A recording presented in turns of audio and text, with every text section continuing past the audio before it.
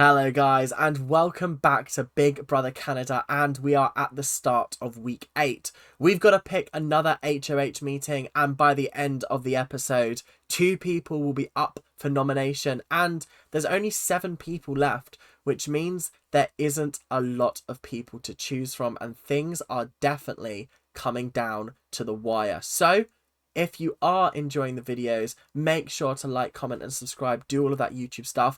We only have approximately... we have less than 10 episodes left. Less than 10, which is crazy. So if you guys are enjoying, make sure to keep on ranting. Make sure to hit that subscribe button. We're on our way to 900 and I will keep on making these videos. So thank you guys very, very much. Let's get into the video. So the head of household competition. Well, let's just say this was a very, very interesting one. And the further the competition goes on, the more the head of households matter. Head of household means you're immune from the week and you get to decide how the week goes. You get to put people up for nomination and guarantee that you and your alliance don't see the block that week. This was a tense one. This was a really tense one because really... Avery, Bailey and Todd needed this in order to stay in the competition. Avery couldn't compete because she was just head of household. Actually, no, that is true. Yeah, she was just head of household, so she can't compete, but everybody else can. The rest of the 6 can. This was a bit of a tricky one, if I'm being 100% honest. I was surprised at how well some people did at this challenge and how poorly some people did at this challenge. But the idea was they were in fitness gear. It looked like an 80s music video, like fitness video. It was fantastic. The visuals were absolutely amazing. They were strapped into these machines and they had a ball on a balance beam that, using their hips, they had to tilt from side to side to stop it from rolling off. This was a tough challenge. Some people, like I said, did a lot better than others. Spicy V blatantly was fucking it up on purpose. I don't know why, because obviously if she gets head of household, she has to make tough decisions. So I can understand why she wouldn't want to be head of household, but to lose it so obviously and blatantly, it was a bit like, come on. She was like, oh, it's gone. Oh, what a shame. That's really, really sad. That's so bad. So Bailey was out second, sadly, and then Anthony was out third, Lex was out fourth, and then it just came down to Tola versus Todd. They were going for about 2 hours. Todd was actually very good at this. So was Tola, to be fair. But Todd was very good at, like, bringing it back from the brink of destruction. And then they did something that kind of fucked everything up. They added in the bowling ball. So they put a bowling ball on there instead of, like, a fitness ball. And it made things a lot harder. And Todd ended up losing, meaning that Tola was the head of household for this week. Yeah, this was worst case scenario, and I'll explain why in a little bit, but I'm not entirely happy with Tola being in charge. Yeah. So the reason why I think it's worst case scenario, or a bad case scenario, I think worst case would have been Lexus personally, but the reason why I think this is bad case is because Tola is targeting the girls, but he's targeting specifically Avery. So I think Bailey will be safe. That's good. But I'm fairly certain that she's going to be put up on the block because he won't put up Todd. He won't put up V. And that literally leaves Avery and Bailey. Literally. So yeah, this was tough to watch because I was sitting there and I was like, there is literally no other pairing that he could put up unless someone takes themselves down. And that's when he was talking to Tola and he was like, right, Tola. No, Todd. Tola was saying this. I might have to use you as a replacement nominee. And Todd was like, right, okay, that's not ideal. What are you doing in case Avery comes down from the block? Like, what's happening there? Are you planning on backdooring somebody, or are you planning on like getting rid of Bailey?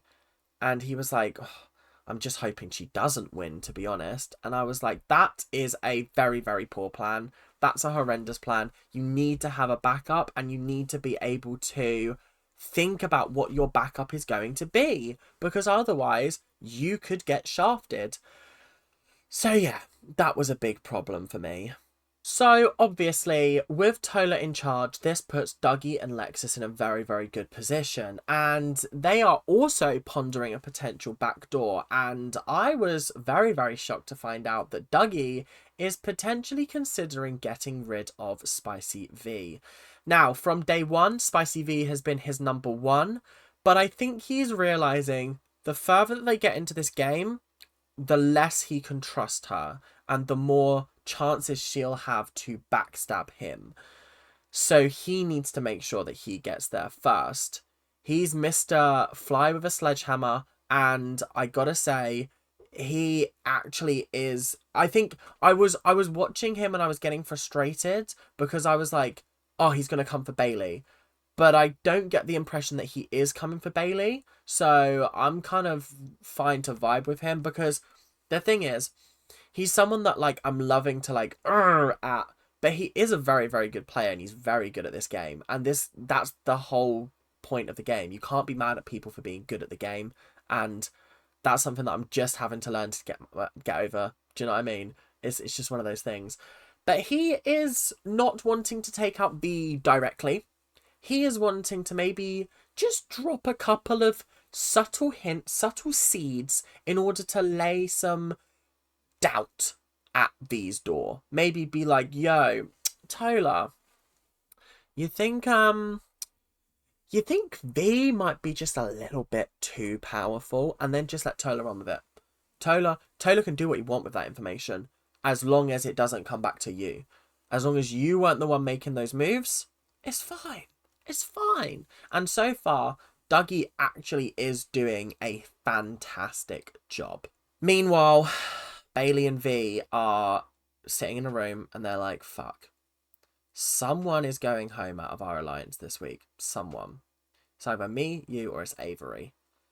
And they're like, the only way all three of us stay is if we sacrifice Todd. And Bailey was like, if we have to sacrifice Todd, then we've got to sacrifice Todd. And V was like, yeah, I think the right move is to get rid of Todd. And that keeps us three in the game. Now, here's why I think this is a bad idea for Bailey. Because obviously I'm hashtag Team Bailey. You're going to hear me say that a lot. I'm hashtag Team Bailey. Ever since she was wrongly put up in week 3, hashtag Team Bailey. I think Bailey is better off going with Todd than she is with the girls. I don't think V has her back in the same way that V has Avery's back. And that is very worrying for me. Because I think that Bailey needs to understand that getting rid of Spicy or Avery is better for her game than getting rid of Todd. Because Todd is tight with Dougie and Tola, but he's not as tight with Avery, Lexus. He's kind of good with V, but like there's still like V doesn't hold him in a high regard. So sticking with like Todd makes more sense than sticking with V and Avery, in my opinion. But obviously it's their game, they can do it how they want. As he won Head of Household, Tola got to speak to the season 10 winner and have a little bit of a strategy talk.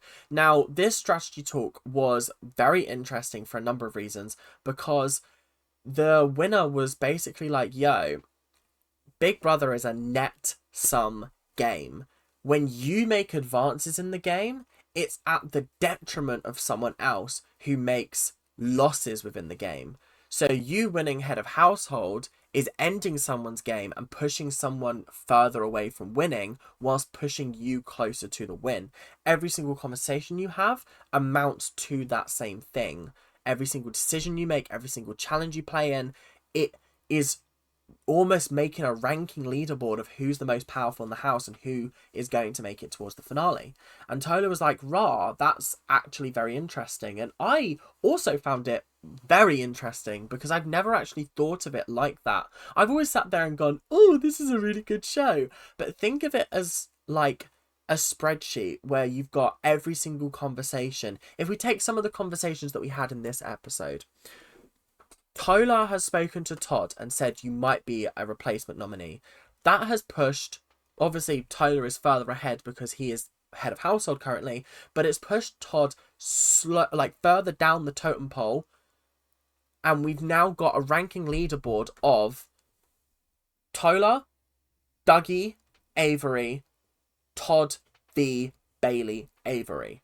And every single conversation slightly shifts or keeps those in place. It's very interesting to think about it like that, and I've never actually thought of it like that. But yeah, it's definitely a very, very cool and interesting way of looking at it. So obviously, Dougie is starting to realise that hot chocolate isn't necessarily the way forward. Hot chocolate has always been a useful alliance, but only when the girls wanted it to be useful. It's never really benefited him. It's always been at the detriment of him, and they've always gone against him and what he suggested. Not always, but a couple of times, like getting rid of Matt and things like that. So he's obviously starting to think about, well, if we're getting rid of Avery this week, then I've got to start making bonds with Bailey. And I was like, okay, that's interesting. And Bailey was obviously talking to him, being like, I am worried that I'm going to be put up, and I'm not going to be able to get the votes to stay in the house. And Dougie was basically like, look, you got the votes.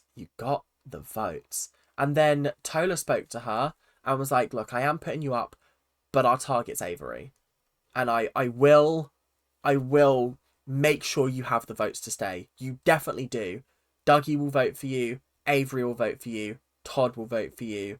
And that's already a majority. And Bailey was like,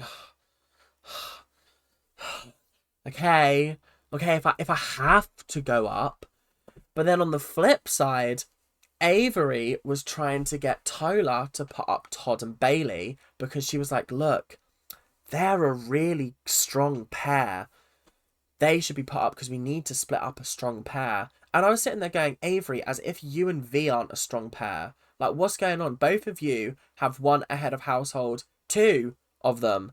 Bailey and Todd have won no head of households. They're not strong competitors compared to you and V. So making that argument is completely null and void.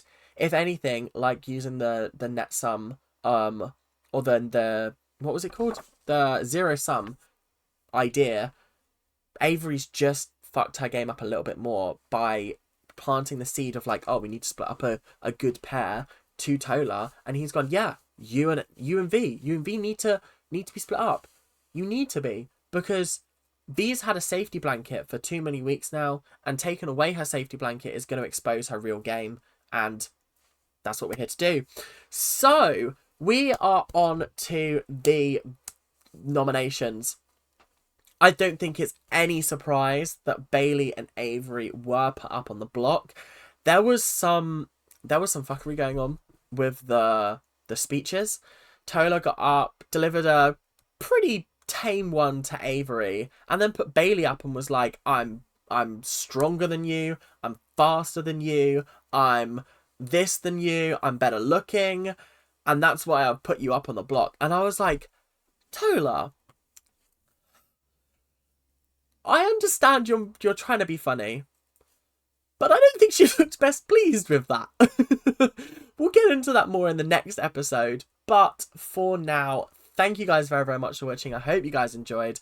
Make sure to like, comment, and subscribe. Do all of that YouTube stuff. We have got a lot of good stuff coming your way, so make sure you are on it. But until then, thank you guys very, very much for watching. I hope you guys enjoyed, and I will see you guys in the next episode, whenever that may be. But until then, make sure to keep on ranting, and I'll see you guys later.